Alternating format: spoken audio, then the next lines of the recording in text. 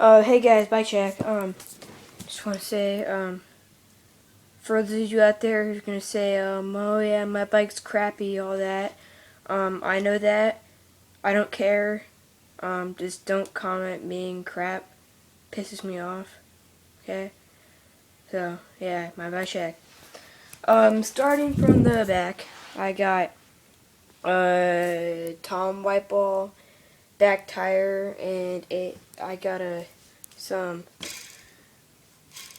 animal PC pedals, Eastern cranks, Eastern Medusa sprocket, right there, a 43 hardware half-link chain, and a KMC chain, a booby sticker, premium pivotal seat post, and a Hoffman premium pivotal seat post and seat.